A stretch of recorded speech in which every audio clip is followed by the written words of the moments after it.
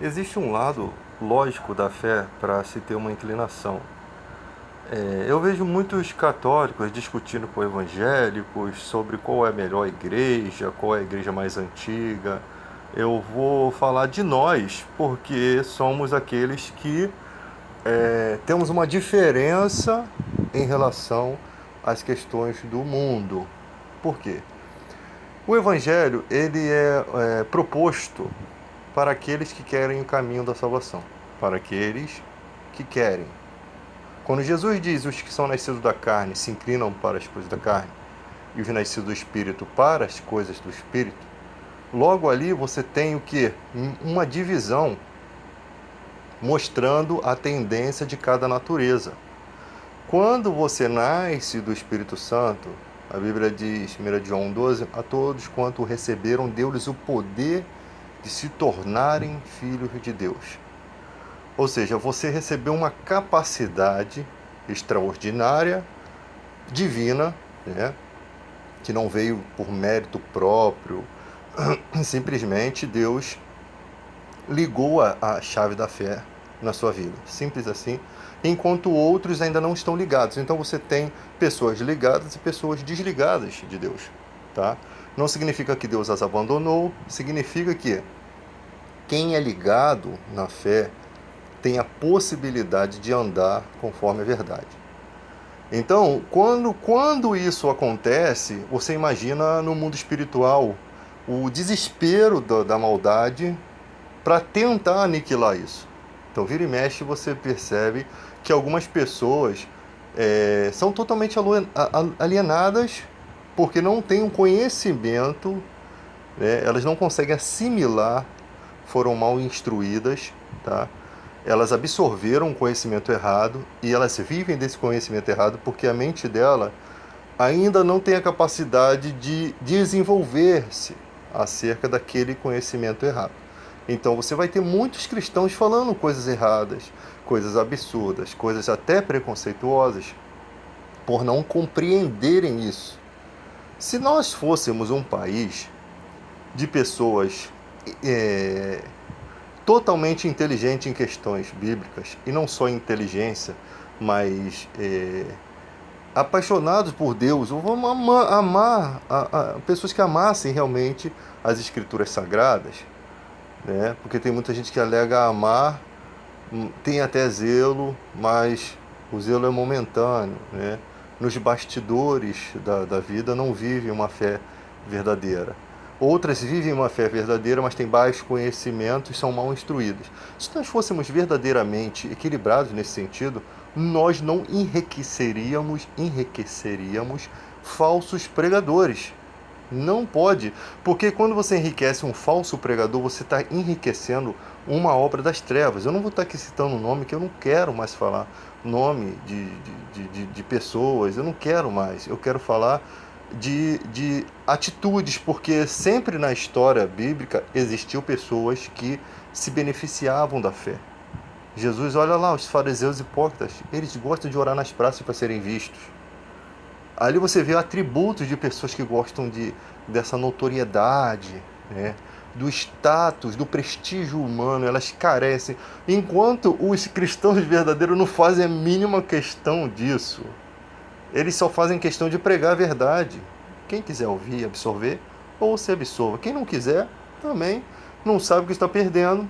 E eu não tenho nada a ver com a vida dessas pessoas. Então, Paulo, ele é um tipo de cara que falava para agradar as pessoas. Você nunca vai agradar as pessoas sendo fiel à verdade. Você pode agradar algumas pessoas, alguns momentos da vida das pessoas, mas você nunca vai ser realmente aquele que agrada sempre. Não vai. Porque na vida o pai e a mãe não agradam os seus filhos sempre, a não ser que eles queiram destruir os seus filhos. Vai ter uma hora que o pai e a mãe tem que sentar com o filho, mostrar que o comportamento dele é inadequado, o filho não vai gostar, mas é a verdade. A sinceridade, ela ultrapassa os tempos.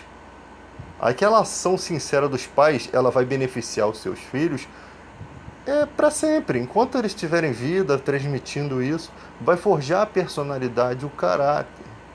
E você tem pessoas que não, que tiveram a vida toda sendo mimadas, não tiveram essa voz contrária, né? Então elas se baseiam somente naquela razão delas. Tem gente que é rico, se acha mais afortunado, se acha mais abençoado, acha que tem o direito de ser mais abençoado do que os outros, que isso é ridículo, isso é uma soberba terrível. Você achar que você deve ser mais abençoado do que os outros.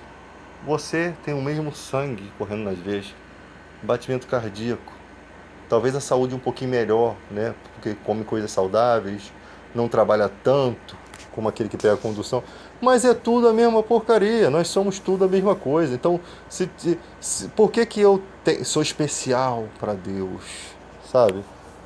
Para Deus todos somos especiais. No momento em que Ele nos deu vida, Ele nos deu inteligência, Ele nos deu a dor do saber, né? O que é certo e o que é errado. A dor do saber não, o saber o que é certo e errado. Que, como diz às vezes, a sabedoria ela é um mal para as pessoas e a ignorância é uma benção. Porque, imagina, Paulo ele fala uma coisa muito interessante. Se não existe eternidade, como alguns andam pregando, nós somos os mais miseráveis que existem. Por que isso? Porque nós passamos a vida toda acreditando em uma coisa que não vai existir. Imagina, pessoas foram jogadas na cova dos leões por uma vida diferente dessa, acreditando, não que elas quisessem ir para a cova dos leões. Às vezes estoura uma guerra, a pessoa fala, não, está escrito, vai ter que acontecer mesmo, que venha logo. Tem gente que eu não quero passar por isso, deixa isso para os outros, irmão. Não quero, mas se tiver que passar, vamos passar. Mas as pessoas falam umas coisas, mas quando estiver sentindo na dor, não consegue viver sem carne na geladeira. Mas quer que venha uma guerra. Se tiver só ovo, ela está reclamando, mas quer que venha uma guerra. Ela não tem noção do que é sofrer. Não tem noção, falam de forma abastada, né, com o estômago cheio, de barriga cheia, reclamam.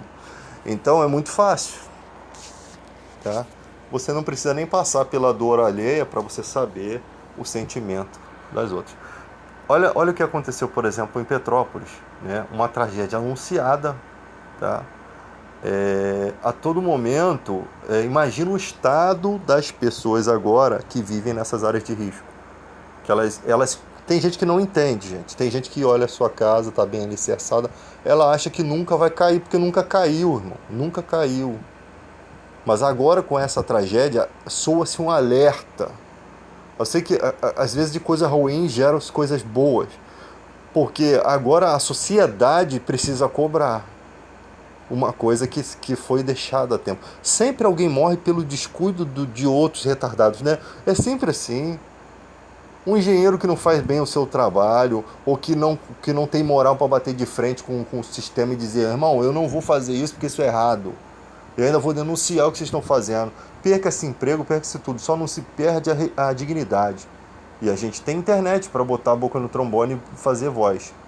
Ou, se não quer falar nada, apenas se retire, mas não faça parte de um quadro de engenharia que faz vista grossa, sabendo que vidas vão ser ceifadas ali. E os representantes que nós colocamos, né, no governo são os responsáveis por essa tragédia, tá? São os responsáveis. Não é só o prefeito de agora, é toda uma gestão anterior, tá? Porque o caos, ele precisa funcionar. O caos existe porque vai vir outras empresas que vão ganhar dinheiro ali e tal. Então o caos convém para eles, tá? Então nós precisamos acordar, porque vidas se perderam. Pessoas que tinham orgulho de dizer, pô, eu tenho minha casa própria, hoje já não tem mais a casa própria, vou morar de aluguel. Porque a gente só vê a matéria na televisão, mas não sabe o que vai acontecer no decorrer. Tem gente que não vai aguentar as pontas, não vai aguentar, pode até tirar a vida, tá? Pessoas que já tinham problema, pessoa que com trauma não vai ser mais aquela mesma pessoa. Perdeu toda a família, sabe? Eu lembro de um amigo chamado Irani, quando ele perdeu o filho dele. Ele de um cara alegre que se vivia fazendo piada. Ele se tornou um cara muito triste. Eu não sei se ainda é vivo. Trabalhava na Cobal do Leblon. Era um cara que ficou muito triste. Porque, gente, tem tristeza que consome nossa alma, consome nossas forças, consome nossa vida. Então, na situação, eu sempre falo o seguinte: se não existir vida eterna, Deus é inexistente ou ele é injusto. Porque se não existia uma vida melhor do que essa aqui, gente, pelo amor de Deus. Nós temos os soldados da Ucrânia agora, vão ser massacrados pela Rússia. O Brasil, a Rússia é 2 vezes o Brasil, a Ucrânia é o tamanho de Minas Gerais. Você ter ideia da luta que está ali, tá? E muitos filhos vão crescer sem pais, mulheres sem os seus maridos, e os caras não estão nem aí. Amanhã depois disso daí vai ser só conto de fada, só história. Atos de heroísmo vão ficar no esquecimento, sabe? Eu não vejo uma honraria militar nesse nível ser alguma coisa que se deva considerar. Aí eu fui lá, nós participamos da guerra da Ucrânia, eu acho que o soldado deveria sentir vergonha, não se sentir orgulhoso, porque eu não acho que isso é uma coisa que se deva se orgulhar, tá? Eu acho que o orgulho é quando você salva as pessoas, quando você faz parte dos boné azuis, capacete azul lá, protege, ou quando você luta contra uma nação que ia subjugar a sua, ia causar muitas dores, muitos sofrimentos, estupros, injustiças sociais durante o curso do processo de opressão, né? Então eu acho que isso é um motivo para se orgulhar. Então a guerra ela existe. Às vezes as coisas só funcionam a preço de sangue. A Bíblia fala que as autoridades são ministros vingador de Deus para castigo do opressor. Ou seja, dentro da legitimidade da lei, o cara está amparado por Deus. Ainda que sejam leis severas, né? Como na Indonésia lá, o cara tem que atirar. Eles botam 20 caras para atirar, só um que tem a bala de verdade, para ninguém saber quem foi que matou. Mas aquele cara que matou está amparado por uma lei. A lei é assim, antidrogas é dessa forma. Então, as autoridades são ministro vingador de Deus para castigo dos opressores. Ou seja, são pessoas irreconciliáveis. Você vai se lidar no mundo com pessoas que não tem jeito. Não tem jeito. Existe jeito, sim, mas a pessoa não quer tomar jeito, né? Existe jeito, mas a pessoa não quer tomar rumo na vida, tá? Então, infelizmente, a humanidade é dessa forma. Como Caim. Caim era irreconciliável. Ele não aceitou nem Deus falando com ele. Vai aceitar você, um simples mortal, pecador. Nem Deus falando com Caim mudou o pensamento dele. Então, gente, nós estamos passando por uma situação que nós precisamos ser mais correto, mais justo com as nossas ideias, com as questões bíblicas. Às vezes eu vejo algumas discussões sem valor nenhum, sabe? São discussões que não vão trazer nada de benefício. Discussões religiosas. É discussão contra a sexualidade.